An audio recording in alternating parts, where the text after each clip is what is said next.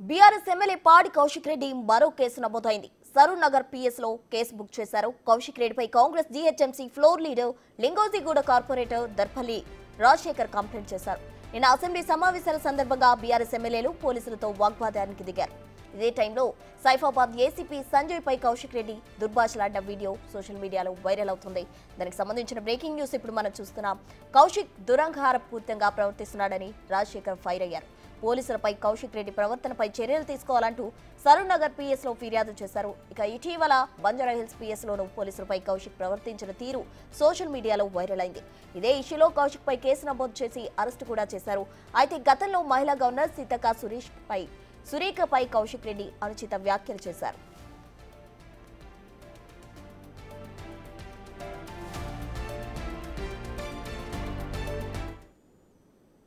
ముఖ్యమంత్రి వర్యులు అనుముల రేవంత్ రెడ్డి గారి చేతుల మీదుగా 1200 మంది పిల్లలు ఆత్మ బలిదానాల తల్లులు ఏ విధంగా ఉంటారో 1200 మంది ఈ రాష్ట్రంలో తెలంగాణ కోసం ఆత్మ బలిదానం చేసిండ్రు. ఆ తల్లుల ప్రతిబింబమే ఈరోజు మేము ఆవిష్కరిస్తున్న తెలంగాణ తల్లి విగ్రహం. మా తెలంగాణ తల్లులు వడ్డానం వేసుకొనో మెడల పైన కిరీటాలు పెట్టుకొనో నగలతోనూ విరజల్లిన తెలంగాణ కాదు మాది చాలా సిస్టమేటిక్ మిడిల్ క్లాస్ తెలంగాణ మాది. అదే తెలంగాణలో భాగంగా నేను ముందే చెప్పిన 1200 మంది ఆత్మ బలిదానాలపైన వచ్చిన ఈ తెలంగాణ తల్లులు ఏ విధంగా ఉంటారో ఆ తల్లుల ప్రతిబింబమే ఈరోజు సెక్రటరియట్లో వెలుస్తున్న తెలంగాణ తల్లి.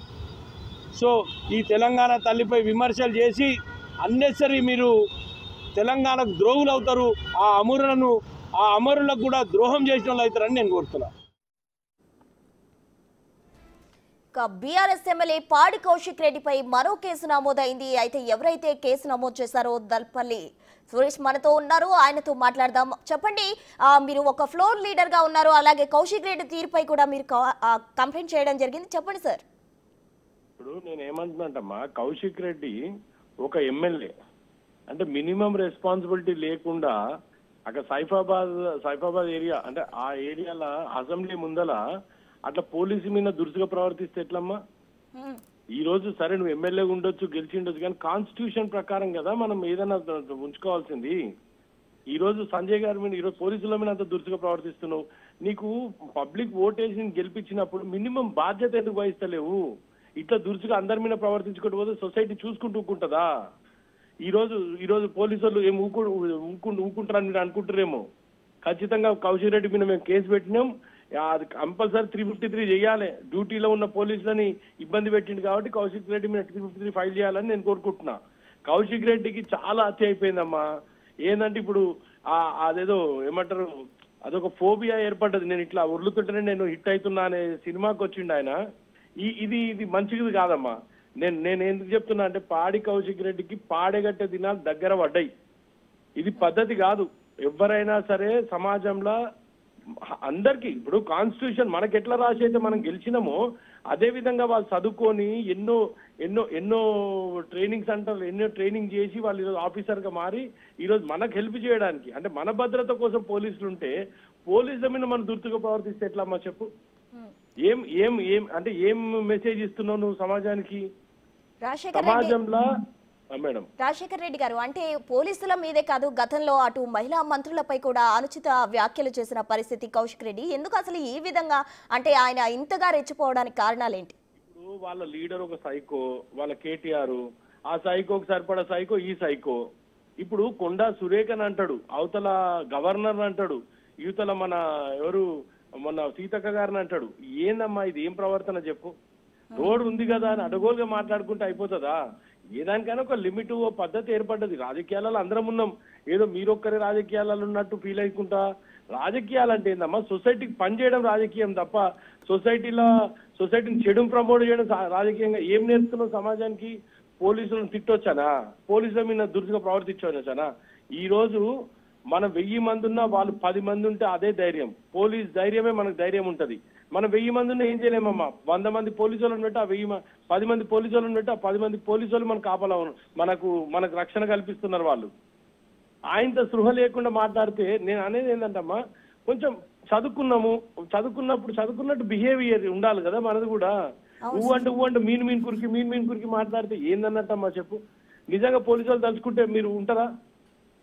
వితౌట్ గన్మెన్స్ తిరగమని ఈరోజు ఎందుకు విత్డ్రా చేసుకుంటలేవు? నీకు అంత పోలీసుల మీద అంత అసూహనే ఉంటే నువ్వు గన్మెన్స్ ఎందుకు విత్డ్రా చేసుకోవట్లేదు? ఇప్పుడు వాళ్ళేమో భద్రత కావాలి. పిఎస్ అంటే బంజారాహిల్స్ పోలీసులపై కూడా దురుసుగా ప్రవర్తించారు. ఆ ఇష్యూ సోషల్ మీడియాలో కూడా వైరల్ అయిన పరిస్థితి. అంటే తను ఎక్కువగా సోషల్ మీడియాలో హైప్ అవ్వడానికి ఈ విధంగా చేస్తున్నారు అనుకోవచ్చా?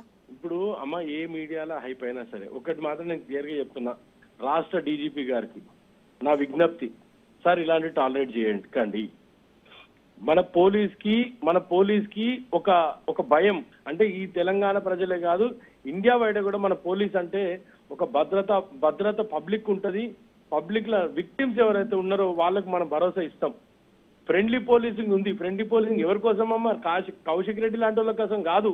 కౌశిక్ రెడ్డి నుంచి బాధితుల కోసం ఫ్రెండ్లీ పోలీసింగ్ మనది. నేను అనేది ఏంటంటే అమ్మా, పొద్దున్నే సోషల్ మీడియాలో ఏదో విధంగా నేను ఉండాలి అనే ఆలోచనతో ఉన్నాడు. అరే నాయన కౌశిక్ రెడ్డి గారు, మీరు ఫస్ట్ మీ కాన్స్టిట్యున్సీలా ఏమైనా పనులు ఉన్నాయేమో చేయండి రా బాబు. ఇదేంది భయ్ పొద్దున్నే రాత్రి దాకా ఈ పంచాయతీ ఏంది? అరే ఎంత ఓపిక లేదమ్మా. ఇన్ని రోజులు గవర్నమెంట్ వచ్చి సంవత్సరం కాలే, అసలు ఎంత అసూయ ఉంది చూడమ్మా ఇళ్ళ లోపల. ఆ అసూయ చూడండి ఒకసారి, మీరు ఆలోచన చేయరి. ఒక్క రోజు కూడా అంటే గవర్నమెంట్ ఉంది అసలు వీళ్ళు ఉండొద్దు అనే ఇది ఉంది. ఎంత అసూయతో ఉన్నారు చూడండి వాళ్ళు.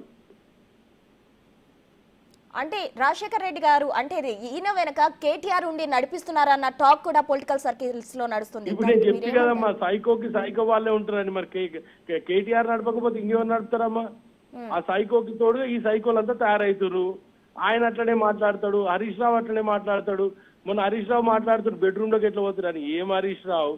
ఆ రోజు రేవంత్ రెడ్డి గారు ఇంట్లోకి పోయి బెడ్రూమ్ బద్దలు కొట్టి బయటికి తీసుకొస్తారు కదా, అప్పుడే మర్చిపోతురా అని. జ్ఞాపశక్తి ఎక్కువనే.